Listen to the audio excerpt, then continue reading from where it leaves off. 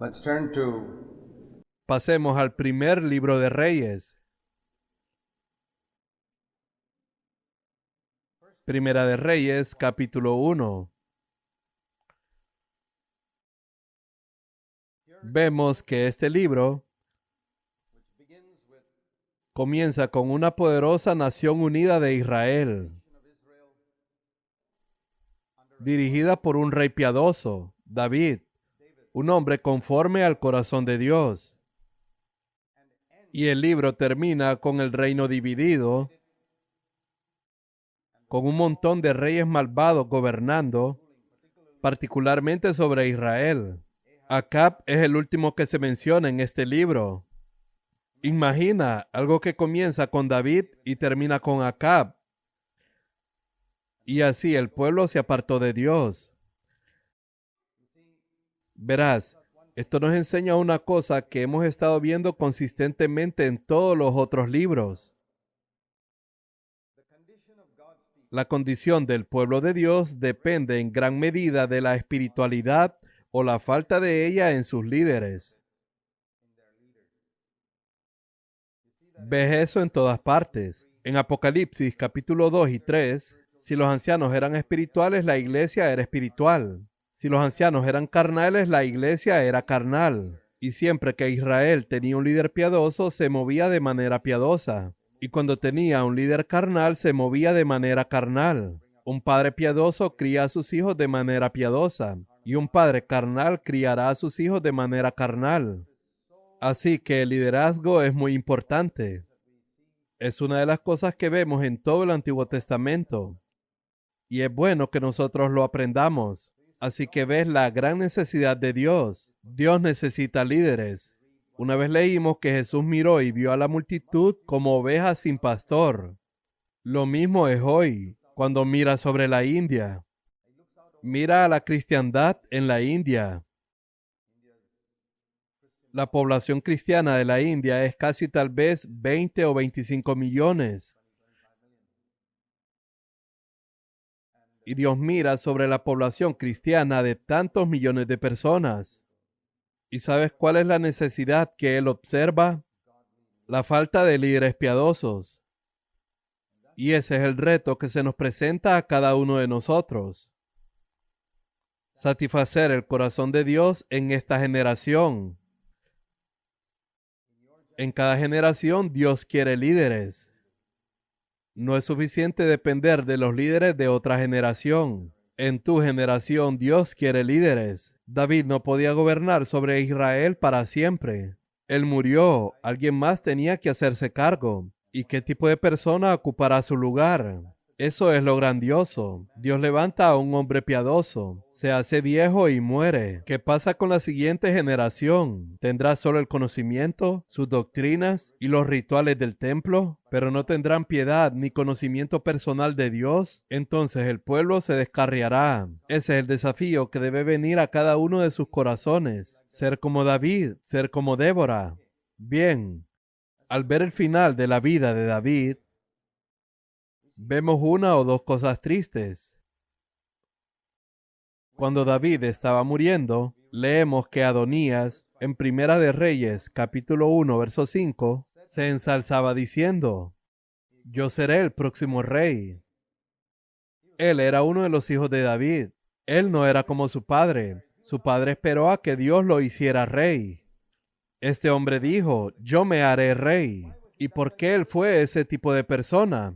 Porque aquí está la razón en el versículo 6. Su padre nunca lo había lastimado. Eso es lo que dice el margen de mi Biblia. Nunca le había castigado. Nunca había usado la vara ni una sola vez con él. Y nunca le preguntaba: ¿por qué has hecho esto? Cuando hacía algo malo. ¿Te imaginas lo que le pasará a un niño si su padre nunca lo castiga? Y el padre nunca le pregunta: ¿por qué hiciste eso? Y particularmente era un niño bien parecido. Dice que era un hombre de muy hermoso parecer. David era un hombre maravilloso, pero falló totalmente como padre. Tomemos esta advertencia. Puedes estar tan ocupado en el campo de batalla que no tengas tiempo para tu familia. ¿O estás tan ocupado con tu ministerio y el honor que no ves cómo están creciendo tus hijos? Es triste que un hombre pierda a sus hijos porque está sirviendo al Señor. Si tienes una familia o los que están casados, presten atención a estas advertencias de las Escrituras. Y este hombre, Adonías, maquinó y planeó. Pero Natán el profeta fue a Betsabé en el verso 11. Él le dijo, ¿no has oído que Adonías se ha hecho rey y que David nuestro Señor no lo sabe? David yace ahora en su lecho de muerte y la gente se aprovecha del hecho de que ahora está un poco indefenso. Así que el profeta Natán trae la mente de Dios en esta situación. ¡Qué hombre tan maravilloso era Natán! Qué maravilloso es cuando una nación tiene al menos un profeta que puede ir y decir algo a la nación. Así como Natán. Qué maravilloso es cuando las iglesias pueden tener un profeta. Busca ser tú mismo alguien así, con humildad y quebrantamiento, aprendiendo de las cualidades de estos profetas del Antiguo Testamento.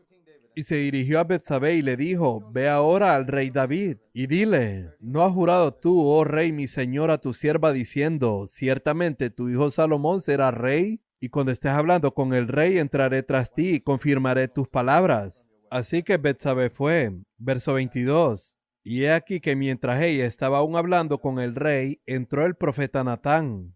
Y Natán dijo, sí, Adonías quiere ser rey. Entonces el rey David respondió y dijo, llamadme a Betsabé. Y ciertamente en el verso 30, Salomón será rey después de mí. Betsabé se inclinó y salió. Entonces el rey David dijo, llamadme al sacerdote en el verso 32, y les dijo, tomad con vosotros a los siervos y a mi hijo Salomón en mi propia mula, y bajadle a Gihón, y tocad trompeta y decid, viva el rey Salomón. Entonces Sadoc hizo eso, y ungió rey a Salomón.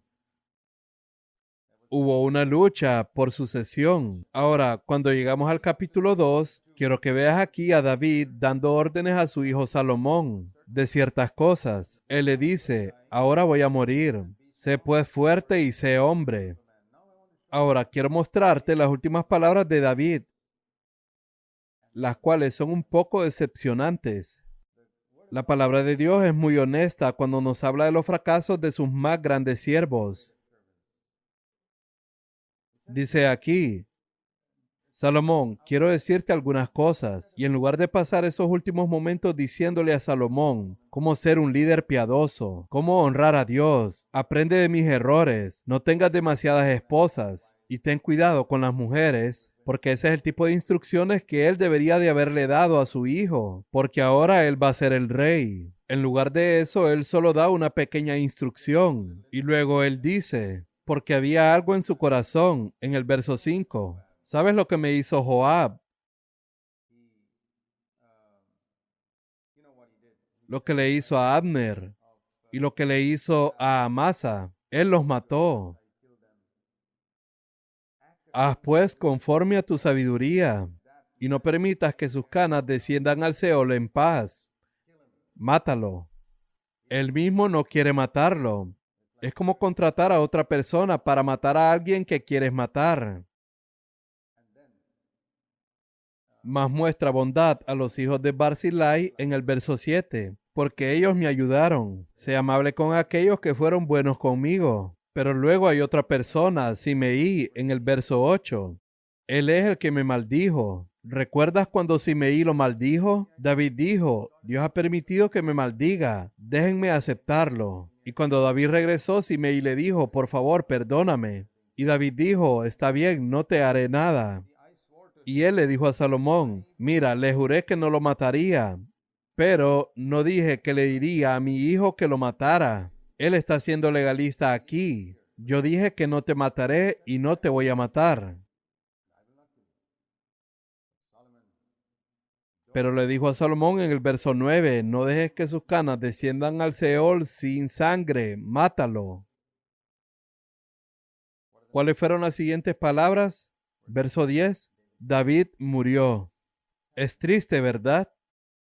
Que las últimas palabras de un hombre sean para tomar venganza de alguien a quien había perdonado una vez. y legalmente hacer planes para matarlo sin romper su promesa. ¿Qué nos enseña esto? Nos enseña que a veces piensas que has perdonado a alguien. Tu mente es fuerte y puedes controlarte y mantener ese perdón, pero a medida que envejeces, tu mente comienza a debilitarse y lo que realmente hay en tu corazón sale a la luz, porque nunca le perdonaste de verdad. ¿Sabes? Es muy posible que mucha gente que crees que has perdonado, realmente nunca la perdonaste. Piensa en eso. Posiblemente nunca perdonaste a esa persona. Puedes pensar que lo has hecho, pero no es así. Perdonar a aquellos que nos han hecho daño es algo muy difícil y tiene profundas raíces. La Biblia habla en Hebreos capítulo 12 acerca de una raíz de amargura. Desarrollas raíces muy rápidamente. Piensa en las personas que te han hecho daño y radicalmente arranca cada raíz. De lo contrario, te destruirás a ti mismo. Una raíz de amargura puede contaminarte a ti y a mucha gente. Sácala, deshazte de ella. En los días que estés fuerte, no cuando estés en tu lecho de muerte, entonces estarás demasiado débil para hacerlo. Esta es la lección que podemos aprender del ejemplo de David aquí. Así que agradezco a Dios que la palabra de Dios es muy honesta, pero es muy triste que David muera así. Y luego leemos más sobre Salomón. Vemos en el capítulo 3 una de las primeras cosas escritas sobre Salomón. Así que Salomón mató a Simeí. En primer lugar, él obedece a David. De hecho, Salomón comenzó su reinado matando a Adonías, el otro que quería ser rey. En Primera de Reyes, capítulo 2, verso 19 al 27. Y después matando a Joab, que era el comandante del ejército de David, en el versículo 28 al 35. Y él era también su primo. Joab era su primo hermano. Lo mató porque David le dijo que lo hiciera. Y luego, del versículo 36 en adelante, hasta el 46, él mata a Simeí. Así que se ocupa de todas estas cosas y comienza su reinado matando a estas pobres personas. Y el rey le dijo a Simeí en el verso 44, tú sabes todo el mal que hiciste en tu corazón. El Señor hará recaer tu mal sobre tu propia cabeza, pero yo, el rey Salomón, seré bendito. Bueno, no estoy seguro de eso. Lo siguiente que leemos es que Salomón formó una alianza matrimonial. Si tan solo David hubiera dedicado un poco de tiempo en darle algún consejo sobre el matrimonio, en lugar de decirle que se vengara, la historia podría haber sido un poco diferente. ¿Qué tipo de consejos le das a tus hijos acerca de las cosas más importantes? Salomón formó una alianza matrimonial con Faraón, rey de Egipto, pues tomó la hija del faraón y la trajo a la ciudad de David, mientras acababa de edificar su casa y la muralla alrededor de Jerusalén. Solo que el pueblo sacrificaba en los lugares altos, pero Salomón amaba al Señor. Esto es una contradicción. Aunque sacrificaba y quemaba incienso en los lugares altos. Así es como algunas personas aman al Señor. Hay mucho amor externo por el Señor, pero en su vida privada están haciendo ciertas cosas que no son justas, ciertas cosas que están mal, y esas son las cosas que finalmente los destruyen. Y eso es lo que finalmente destruyó a Salomón. Él no era completamente transparente. Hay muchos trabajadores cristianos así. Por fuera se ven muy espirituales y están haciendo esto y aquello por el Señor, pero en alguna área de su vida privada, en alguna transacción financiera, ellos no son rectos y no son justos. Finalmente, eso se convierte en una gran bomba que explota y los destruye. Aprende las advertencias de todos estos ejemplos. Pero Dios fue bueno con Salomón y Dios es bueno con muchos de nosotros. Aunque vea estas pequeñas cosas, Él espera que cambiemos. Y el Señor se le apareció a Salomón una noche en el capítulo 3, en el versículo 5. Y Dios le dijo, pide lo que quieras, que yo te lo daré. Y Salomón dijo, versículo 9, da pues a tu siervo un corazón con entendimiento para juzgar a tu pueblo, pues ¿quién será capaz de juzgar a este pueblo tuyo tan grande? Eso es lo que Dios le dio finalmente. Dame un corazón para juzgar a tu pueblo y para discernir entre el bien y el mal, porque es muy difícil de juzgar. Y el Señor estaba tan feliz cuando él pidió eso. Y dijo, porque no has pedido para ti larga vida, ni riqueza, ni la vida de tus enemigos, te he dado un corazón sabio y entendido, de modo que no ha habido ninguno como tú antes de ti, ni se levantará ninguno como tú después de ti. Verso 12. También te he dado riquezas y honor, y no habrá rey como tú. Ahora, eso nos enseña una cosa. Ya sabes, la gran necesidad para nosotros en el liderazgo es, como dije el otro día, es el discernimiento. Y solo Dios lo puede dar. Señor, dame discernimiento. ¿Cuál es el estado verdadero de estos hermanos en mi iglesia? ¿Cuál es el verdadero estado de la gente en mi iglesia? ¿Este hombre a quien voy a nombrar como líder en la iglesia es una persona piadosa? Dame discernimiento. Es debido a la falta de discernimiento que muchos líderes cristianos nombran a personas equivocadas como sus asistentes. La gran necesidad es tener discernimiento, y aquí leemos que solo Dios puede darlo, y Dios lo da. Un corazón sabio y con discernimiento es la gran necesidad de nuestro tiempo, y Salomón lo consiguió pidiendo. ¿Por qué tú y yo no podemos conseguirlo? Debemos pedirlo. ¿Acaso Dios no nos ama en el nuevo pacto? ¿No tiene Él una preocupación por la iglesia que estamos construyendo que la que Él tuvo por Salomón gobernando a Israel? Ciertamente así es. Y vemos este maravilloso ejemplo de su sabiduría en los versículos 16 al 28 de dos mujeres que eran rameras. Vinieron al rey y se presentaron delante de él un día para juicio.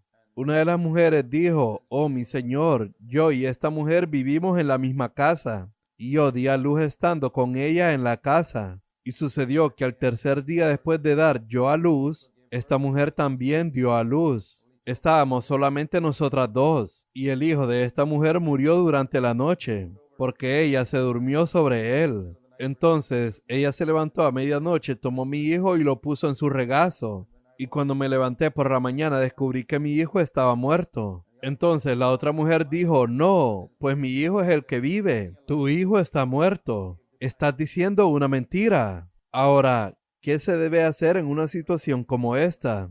Ahí es donde Dios le dio sabiduría a Salomón. Entonces, ambas están reclamando al niño. El rey dijo, está bien, traedme una espada. Partid al niño en dos y dad la mitad a una y la otra mitad a otra. Entonces la mujer de quien realmente era el niño, ella lo amaba. Y decía, no, mi señor, dale a ella el niño vivo, no lo mates. Pero la otra decía, no será mío ni tuyo, pártanlo. Tú tendrás la mitad y yo la otra. E inmediatamente sabes quién es la verdadera madre, ¿verdad? ¡Qué sabiduría! Entonces el rey dijo, dad el niño vivo a la primera mujer. Cuando todo Israel escuchó el juicio, temieron al rey, porque vieron que la sabiduría de Dios estaba en él. Ahora, ¿cómo aplicamos hoy en día esto a una situación? Tal vez estás trabajando en una iglesia y alguien quiere dividirla en dos. Y tú dices, sí, divídela. Tú ten la mitad y yo tendré la otra mitad. ¿Tú eres la verdadera madre? No lo eres. La verdadera madre diría, no, por favor, no dividas la iglesia. Déjame que me retire y quédate con la iglesia. Ese es al que Dios ve. No entres en una iglesia para dividirla. Retírate. Aunque sea tu hijo, la gente a través de tu ministerio es bendecida. Es tu hijo. Y si alguien lo reclama, no te resistas. Si Dios quiere que lo tengas, Él matará a la otra mujer y te dará el niño. No te preocupes, Dios puede hacer eso. Pero no divides al niño cortándolo en dos diciendo, tú tienes la mitad y yo tengo la otra. Vete a otro lugar. Eso es lo que yo he hecho cuando no he estado de acuerdo con otras iglesias. No trato de dividir, me voy a otra parte y digo, Señor, déjame empezar desde el principio. Déjame tener otro hijo en vez de pelearnos por ese. Esa es la aplicación de esa historia para nosotros hoy. Y leemos en Primera de Reyes, capítulo 4, verso 29, que Dios dio a Salomón sabiduría y gran discernimiento. Ojalá pudiera decir eso de todos nosotros. Y recuerda, Salomón era un hombre muy joven. Y ustedes, los jóvenes, pueden pedirle a Dios que les dé sabiduría y discernimiento. No solo conocimiento, sino sabiduría y amplitud de mente o de corazón, como la arena que está a la orilla del mar, lo que significa un gran corazón que pueda abarcar a todo el pueblo de Dios. Creo que esa es la gran necesidad en nuestro tiempo. Aquí hay un hermano que pertenece a otra denominación, que no está de acuerdo conmigo acerca del bautismo y del hablar en lenguas. No importa. Dios le ha aceptado. Señor, dame amplitud de corazón para aceptar a ese hermano como mi hermano. Aunque no trabaje conmigo o no esté de acuerdo conmigo en ciertas doctrinas, quiero amplitud de corazón para aceptar a todo el pueblo de Dios. En otras palabras, quiero aceptar a aquellas personas que Dios acepta. A veces puedes rechazar a una persona porque tiene cierta convicción sobre algo que es diferente de lo tuyo. ¿Puedes aceptar a esa persona? Recuerdo una vez cuando una hermana vino y me pidió que la bautizara. Ella llevaba joyas de oro. Tengo la convicción de que las joyas de oro no deben ser usadas. Esa es la enseñanza de Dios en 1 Timoteo capítulo 2 y 1 de Pedro capítulo 3. Pero aquí estaba esta hermana con joyas de oro. El Señor dijo una palabra a mi corazón. ¿Crees que la he aceptado? Y yo dije, sí, Señor, tú la has aceptado. Por lo que veo, de verdad, ella ha nacido de nuevo, porque había hablado con ella. Entonces el Señor me dijo, ¿cómo puedes rechazar a alguien que yo he aceptado? No la rechacé, la bauticé con joyas y todo, y ella aún las usa hoy. Pero no es asunto mío juzgarla. Yo aceptaré a las personas que Dios ha aceptado aunque sus convicciones sean diferentes de las mías. ¿Han nacido de nuevo? ¿Dios las ha aceptado? Si Dios no los ha aceptado, es diferente. Entonces todavía los amo como a un vecino, como a un amigo, pero no puedo aceptarlos en la comunión de la iglesia. Pero una vez que Dios los ha aceptado, no puedo aislarlos, solo porque no tienen luz en algún área donde yo pueda tener luz. Recuerdo que una vez en un asunto el Señor me dijo, ¿cuánto tiempo tardaste en llegar a este entendimiento? Muchos años. Entonces, ¿por qué no puedes ser paciente con esa persona? Dale también un poco de tiempo para llegar a ese entendimiento. Todos necesitamos amplitud de corazón. Cuando somos jóvenes, somos estrechos de mente y de corazón. Solo aceptamos a la gente que está de acuerdo con nosotros en cada pequeño detalle. Me avergüenza decirlo, pero yo era así. Pero a medida que he crecido y he llegado a conocer mejor al Señor, he descubierto que necesito tener amplitud de corazón para aceptar a cada uno. Ahora quiero que veas aquí en el capítulo 6 y 7 cómo construyó el templo. No quiero entrar en todos los detalles de eso,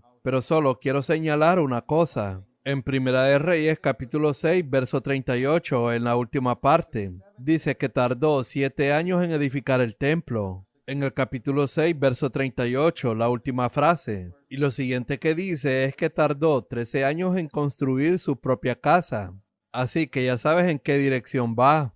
7 años para construir el templo y 13 años para construir su propia casa. Es una descripción bastante buena de muchas personas que están haciendo el trabajo cristiano hoy. 7 años para la casa del Señor y 13 para su casa. En otras palabras, no es que no hagan el trabajo del Señor. Ellos hacen el trabajo del Señor. Pero su interés principal es su propia casa y su propio trabajo. Y Dios es secundario. 7 años a 13 años. Esa es más o menos la proporción. 2/3 para mí y 1/3 para el Señor en términos de mi interés. Y estos son pequeños indicios de cómo rápidamente se casó con la hija del faraón y comenzó su ministerio matando gente. Y él podría haber estado en desacuerdo con su padre. Él podría haber dicho, bueno, mi padre me dijo que matara a Simeí y a Joab, pero no estoy de acuerdo en hacerlo. Y no lo haré, pero él lo hizo. Fue y se casó con la hija del faraón. Fue y pasó 13 años construyendo su casa, a pesar de que Dios le había dado sabiduría. La caída ya había comenzado desde el principio. A veces he visto esto en siervos de Dios. La desviación hacia el mundo desde el principio de sus vidas. Comienzan a buscar lo suyo desde el momento en que comienzan a servir al Señor. Años después los ves que se han convertido en expertos en buscar lo suyo propio. Pero una vez que el templo fue construido, leemos que la gloria del Señor llenó esa casa en Primera de Reyes, capítulo 8, versículo 10.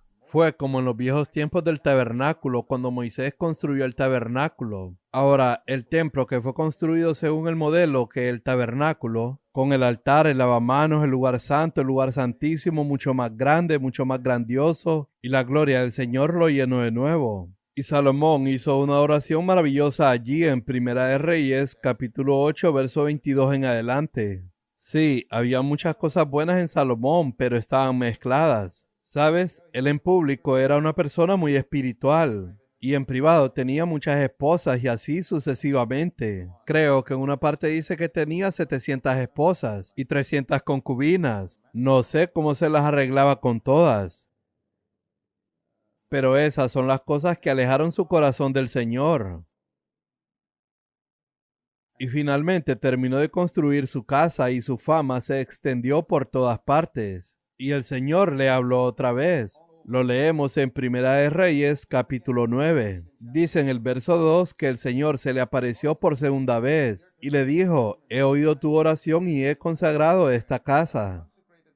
En el verso 4, de nuevo el Señor le habla después de ver todo esto. Si andas delante de mí como anduvo tu padre David, en integridad de corazón y en rectitud, yo afirmaré el trono de tu reino sobre Israel para siempre. Pero si en verdad vosotros o vuestros hijos os apartáis de mí, entonces cortaré a Israel de sobre la faz de la tierra que les he dado, y esta casa se convertirá en un montón de ruinas. Y todo el que pase silbará y dirá: ¿por qué ha hecho así el Señor? Y responderán: porque abandonaron al Señor su Dios. Y eso es lo que sucedió en los días de Jeremías, cuando el rey de Babilonia vino y destruyó esa casa. Dios les había advertido: no crean que pueden vivir como quieran y que yo seguiré bendiciéndolos. Y el Señor nos advierte mucho antes de que nos descarriemos. Nos advierte a través de sus siervos, a través de un mensaje. Presta atención a las advertencias del Señor. Pero Salomón no lo hizo. En el capítulo 10 leemos que la reina de Sabá vino y se reunió con Salomón, porque oyó hablar de su maravillosa sabiduría. En el capítulo 11, verso 1, leemos que Salomón amó a muchas mujeres extranjeras, la hija del faraón, moabitas, amonitas, edomitas, sidonias e hititas. Y aquí es donde dice que tenía 700 esposas y 300 concubinas. En Primera de Reyes, capítulo 11, versículo 3. Y sus esposas apartaron su corazón del Señor. Sus mujeres desviaron su corazón tras otros dioses, y su corazón no estuvo dedicado por entero al Señor. Y Salomón siguió a Astoret, diosa de los sidonios, y a Milcom, ídolo abominable de los amonitas. Entonces Salomón edificó un lugar alto para este ídolo. En el verso 7. Así hizo también para todas sus mujeres extranjeras, las cuales quemaban incienso y ofrecían sacrificios a sus dioses. Y vemos cómo una mujer puede alejar a un hombre de Dios. Aquí no era Dalila a Sansón, eran todas estas mujeres a Salomón. Por eso cuando te cases, no busques solo una cara bonita y te cases con ella. Fíjate si tiene un corazón piadoso, es mucho más importante a largo plazo. Esa cara bonita puede dirigir tu vida y destruirla. Pero un corazón piadoso y una mujer piadosa te hará bien todos los días de tu vida. Hay advertencias en las Escrituras. Mucha gente escucha tales mensajes y cuando llega el momento de su matrimonio todavía van y se casan con algún tipo de joven mundana. Nunca hagas eso. Y hermanas, busquen un hombre piadoso para que sea su esposo. No solo cedan a sus padres cuando le sugieran a algún inconverso. Tu esposo puede llevarte por mal camino. Adorarás ídolos, tal vez no ídolos físicos, pero los ídolos del dinero, poder y el placer en este mundo. Y el Señor se enojó con Salomón, porque su corazón se había apartado del Señor. Y el Señor dijo a Salomón: porque has hecho esto, ciertamente arrancaré el reino de ti. Sin embargo, no lo haré en tus días, por amor a tu padre David. En el verso 11 y 12, aquí vemos cuán bendecidos son los hijos por la piedad de sus padres. Y Dios levantó enemigos contra Salomón, verso 14, para perturbarlo. Pero Salomón no se arrepintió. Salomón temió que Jeroboam fuera a rebelarse contra él. Así que trató de matarlo. Primera de Reyes, capítulo 11, versículos 26 al 40. Y Jeroboam huyó. Más tarde se convirtió en el rey del reino dividido. Y Salomón murió. Verso 43. Pero antes de morir escribió 3 libros en las Escrituras. Proverbios, uno de los mejores libros del Antiguo Testamento. Es un libro del Nuevo Pacto en el Antiguo Pacto. Un libro asombroso. Aconsejaría a todos los jóvenes que leyeran Proverbios con regularidad. Tiene 31 capítulos. Si lees un capítulo al día, te conservará todos los meses. Intenta leerlo. Luego, Eclesiastés nos advierte de los peligros de la sabiduría mundana. Y Cantar de los Cantares, una maravillosa imagen de nuestra devoción a Jesucristo. Un hombre que escribió 3 libros de la Biblia finalmente fue al infierno. ¿No es asombroso? ¿Crees que cada predicador que se levanta y predica maravillosos mensajes ungidos van a ir al cielo? Un hombre que escribió en las Escrituras fue al infierno. He dicho eso en muchos lugares y la gente se me ha acercado y me ha preguntado, ¿cómo sabes que Salomón fue al infierno? Yo digo, déjame tomar la biografía de cualquier hombre piadoso en el mundo. Y sí, hay 2 biografías escritas de este hombre, Salomón, en el libro de Reyes y en Crónicas. Y cuentan cómo ese hombre empezó bien, pero se descarrió terriblemente en su vida. Estoy hablando de estas 2 biografías, no de una biografía mundana. Concluye sin mencionar nada de su arrepentimiento. Yo concluiría que ese hombre murió sin arrepentirse. Si Salomón se hubiera arrepentido, el Espíritu Santo lo habría escrito, que al final de su vida se arrepintió y se volvió al Señor. Pero no se menciona allí en absoluto. Manasés fue un rey peor que Salomón. Él hizo un mal terrible a los ojos del Señor durante muchos años. Creo que reinó incluso más tiempo que Salomón. Pero al final de su vida se arrepintió y el Espíritu Santo lo menciona en las Escrituras. ¿Por qué nos empeñamos tanto en enviar a Salomón al cielo? Es porque pensamos que si servimos al Señor, Él nos llevará definitivamente al cielo. Muchos vendrán a Jesús en el último día y dirán, Señor, expulsamos demonios, profetizamos y sanamos enfermos en tu nombre. Pero el Señor les dirá, apartaos de mí. Salomón dirá, Señor, yo escribí 3 libros de las Escrituras. El Señor dirá, apártate de mí. Yo prediqué en tu nombre. ¿Y qué? Apartaos de mí, hacedores de iniquidad. Que sea una advertencia para ti, como dijo Pablo. Puedo predicar a otros y yo mismo ser descalificado. Primera de Corintios, capítulo 9, verso 27. Salomón escribió libros y se fue al infierno. Que eso te sirva de advertencia. Y luego leemos en el capítulo 2 en adelante, hasta el final de Primera de Reyes, sobre el reino dividido. Solo quiero mostrarte una cosa sobre Roboam, el hijo de Salomón, quien después de la muerte de Salomón se convirtió en el rey. Y algunas de las personas vinieron a Roboam, en Primera de Reyes, capítulo 12, verso 4. Y dijeron, tu padre hizo pesado nuestro yugo. Ahora pues aligera nuestro yugo. Eso significa que Salomón fue un rey muy duro. No era como David. Era un rey duro. Y el rey dijo, está bien, regresa después de 3 días y te diré qué hacer. Y durante esos 3 días, el rey Roboam pidió consejo a los ancianos en el reino. Y los ancianos dijeron, sé amable con ellos, y entonces ellos serán tus siervos para siempre. Y luego consultó con los jóvenes. Tenía 2 opciones. Consultó a los mayores y consultó a los jóvenes. Y consultó con los más jóvenes. Y la gente más joven dijo, diles, por cuanto mi padre os cargó con un pesado yugo, yo añadiré a vuestro yugo. Mi dedo meñique es más grueso que los lomos de mi padre. Verso 10. Si mi padre os castigó con látigos, yo os castigaré con escorpiones. ¿Y a quién crees que él escuchó? Un joven insensato escucha las estupideces de otros jóvenes, en lugar de escuchar a la gente mayor. Ellos no escuchan la sabiduría de los mayores, escuchan a los jóvenes con su celo. Y así, cuando el pueblo regresó al tercer día, el rey respondió conforme al consejo de los jóvenes. Leemos en los versículos 13 y 14. ¿Cuál fue el resultado? Verso 16. Cuando todo Israel vio que el rey no les escuchaba, ellos dijeron: no tenemos nada que ver contigo, Salomón. Puedes irte y dirigir tu reino como quieras. Y 10 tribus se separaron. Qué tonto era Roboam. Dividió el reino por su propia locura. Y Jeroboam se convirtió en el rey. El reino quedó dividido con 10 tribus en el norte y 2 tribus, Judá y Benjamín, en el sur. Y Jeroboam se dio cuenta de que podía perder el control sobre su pueblo si iban a Jerusalén para sus fiestas. Así que para impedir que fueran a Jerusalén, verso 25, edificó Siquem y puso allí un ídolo y llevó a la gente a adorar ídolos. Hay una cosa más que quiero mostrarles aquí en el capítulo 13, y esa es la historia de un joven profeta a quien el Señor le dio un mensaje diciendo: ve a Jeroboam y dale este mensaje.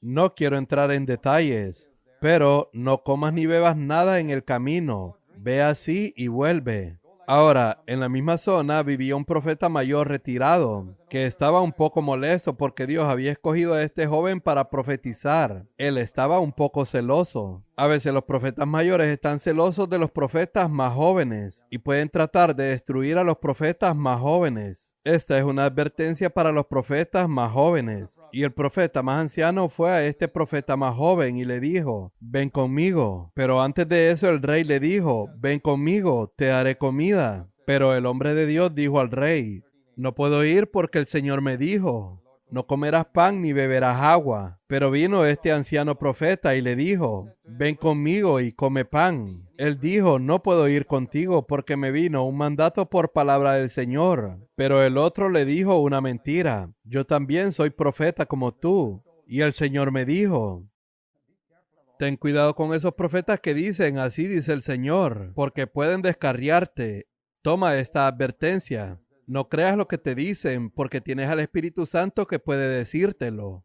Y un ángel me habló por palabra del Señor diciendo: tráelo contigo para que coma y beba, como si Dios hubiera cambiado de opinión.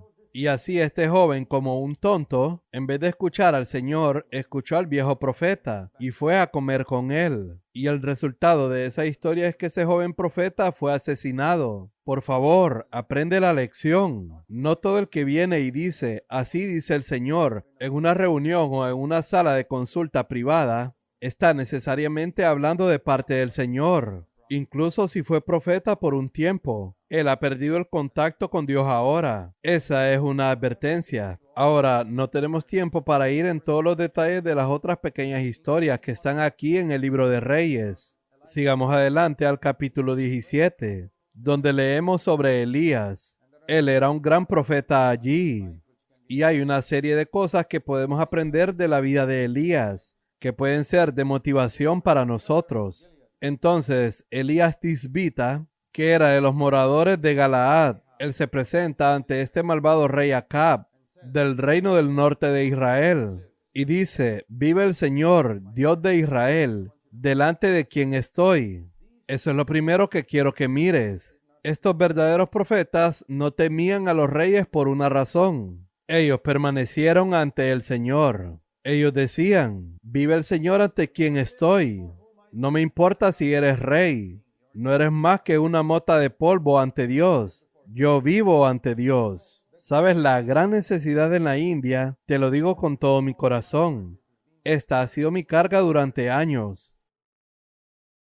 Y es que los hombres jóvenes puedan ser profetas como este.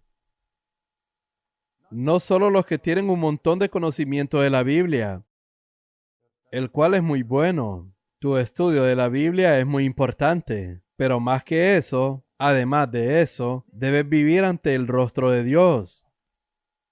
Debes mantener tu conciencia 100% limpia, no 99%. Debes humillarte totalmente ante Dios. Tu cara debe estar en el polvo todo el tiempo, si quieres vivir ante el rostro de Dios. Así es como vivió Elías. Y si Dios no puede encontrar hombres jóvenes así, espero que encuentre algunas hermanas jóvenes que vivan ante el rostro de Dios y sean una voz para Él. Puede que no se paren en un púlpito, pero pueden influenciar a la gente de sus hogares. Una voz para Dios en estos tiempos en la India. Eso es lo que Dios necesita. Estoy ante el Señor y voy a decirte lo que el Señor dice. Y él también era un hombre obediente a lo que Dios decía. El Señor le dijo en el verso 3, sal de aquí y dirígete hacia el oriente y escóndete junto al arroyo de Kerit y beberás del arroyo, porque era una época de hambruna y no iba a llover. Y él fue e hizo eso. Y allí dice que los cuervos le trajeron pan y carne, verso 6. Y él bebía del arroyo. Así que lo que sucedía era que cada mañana, tal vez a las 8 en punto de la mañana, venía un cuervo con comida. Y a las 5 de la tarde de nuevo otro cuervo vendría con comida. Asombroso. El cuervo traía carne y cosas no vegetarianas. Es decir, si un cuervo diera verduras, en sí eso sería un milagro. Pero que un cuervo diera carne, eso realmente es un milagro. Así fue como Dios proveyó a Elías. Y lo que sucedía era que gradualmente, después de unos días, Elías no estaba esperando al Señor, sino que estaba esperando al cuervo. Es como algunos siervos del Señor que empiezan confiando en el Señor para sus necesidades financieras. Después de algún tiempo, en la primera semana del mes, no están esperando al Señor, sino que esperan al cartero, que viene con el giro postal. El cartero vendrá en la primera semana con el giro postal. Esto es exactamente lo que le sucede a Elías. Entonces, ¿sabes lo que hace Dios? Un día el cartero se enferma y el cuervo no regresa, porque Dios quería sacudir la dependencia de Elías hacia los cuervos y quiere que dependa del Señor. Y tú eres un hombre bendecido. Y en una semana o en un mes no llega ningún giro postal. Tienes que confiar en el Señor para tus necesidades. Yo he pasado por experiencias así. Doy gracias a Dios por las veces en las que ha desviado mis ojos de los cuervos hacia Él. Él posee el ganado sobre 1000 colinas y ha dicho que suplirá todas mis necesidades conforme a sus riquezas en gloria por medio de Cristo Jesús. Él dice, está bien, ahora estás dependiendo demasiado de los cuervos, Elías. Te enviaré a otro lugar. Seguiré cuidando de ti, pero mi método va a cambiar ahora. Ve a Serepta.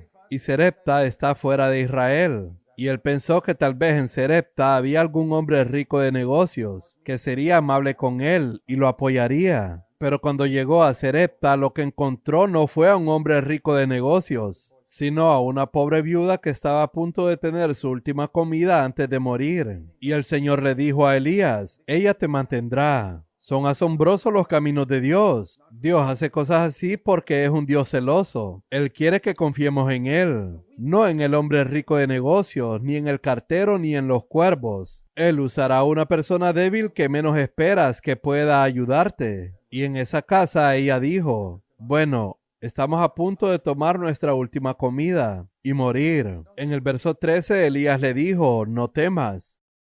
Hazme primero una pequeña torta de pan, porque así dice el Señor, no se acabará la harina en la tinaja. Verso 14.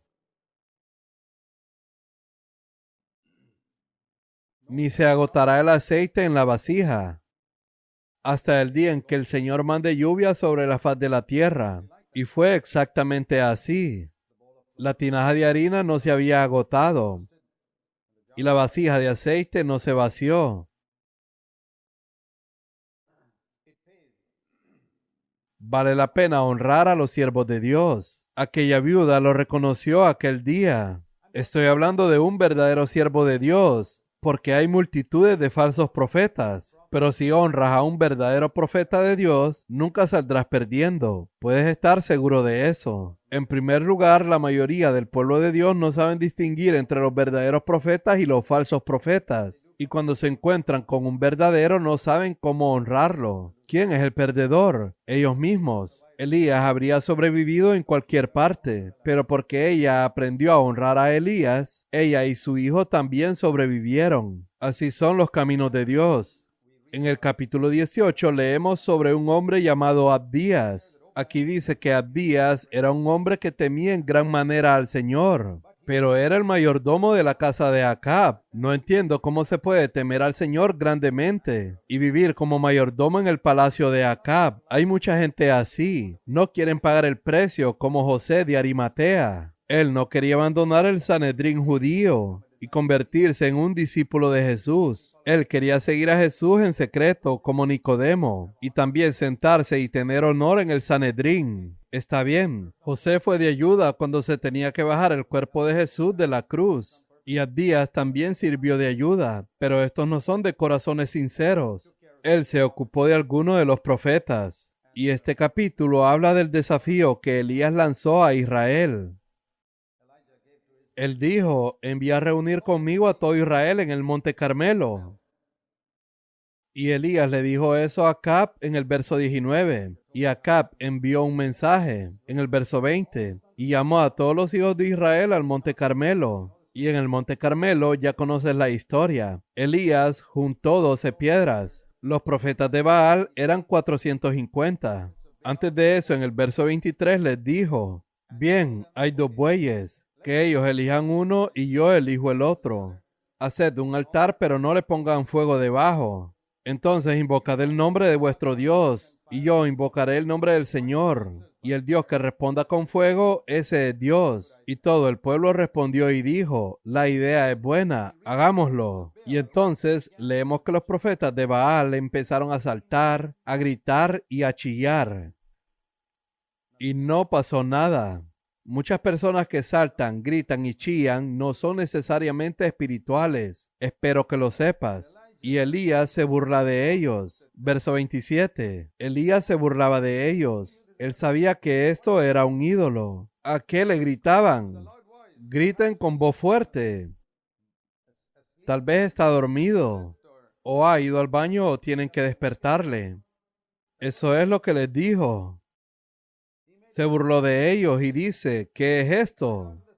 Y gritaron aún más fuerte y se cortaron a sí mismos e hicieron todo tipo de cosas.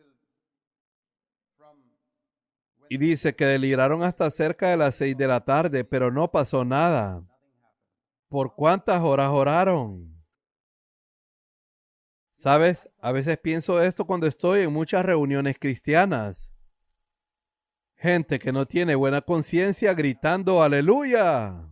Hermanos que no se llevan bien se ponen de pie en la misma reunión, alaban a Dios a grandes voces. Esposos que se han peleado llegan a la reunión dominical y hablan en lenguas y todo eso.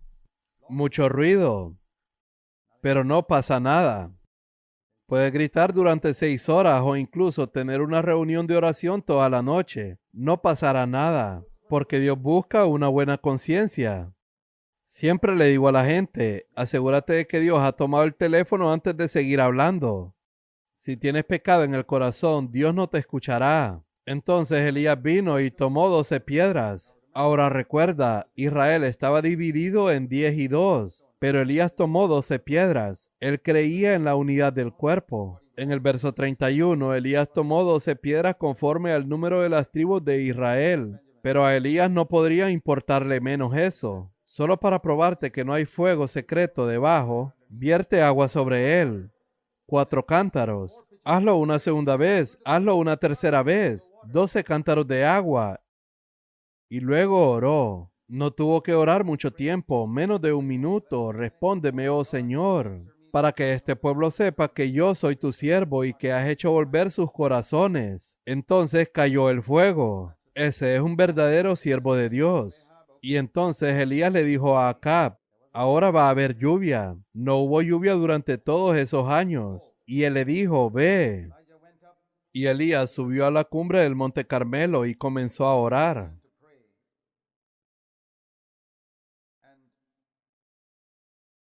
Y se agachó en tierra y puso su rostro entre las rodillas. Verso 42. Y oró y envió a su siervo a ver si llovía, y no llovió. Y volvió a enviar a su siervo 7 veces. Entonces dijo, hay una nube. Esto nos habla de persistencia en la oración. Eso es lo que leemos en Santiago. Elías era un hombre con una naturaleza como la nuestra, pero él oraba y oraba y vino la lluvia. Oró y los cielos estaban cerrados, y oró, no se rindió hasta que llegó la lluvia. Tremendo ejemplo de persistencia en la oración para nosotros. Un hombre de pasiones ligeras. Y luego leemos que se levantó después de eso y con todo ese agotamiento, corrió 6 millas delante del carro. Y la mano del Señor estaba sobre Elías, el cual ciñó sus lomos y corrió delante de Acab hasta Jezreel. Verso 46. Ahora, podemos pensar que él debería estar emocionado en este momento, pero no lo estaba. Leemos aquí, cuando Jezabel lo amenazó. Por cierto, Elías mató a todos los otros falsos profetas, 850 de ellos. Los mató a todos allí. Hizo que Israel adorara a Dios. Hizo una obra tremenda. Y cuando Jezabel se enteró que todos estos agentes suyos, los falsos profetas, habían muerto, ella se enojó mucho y dijo, voy a cortarle la cabeza a Elías, y le envió el mensaje. Y este poderoso profeta se asustó. No se asustó de 850 profetas. Se asustó de una mujer. ¿Ves? Es bueno que la Biblia nos diga honestamente las debilidades de sus más grandes hombres.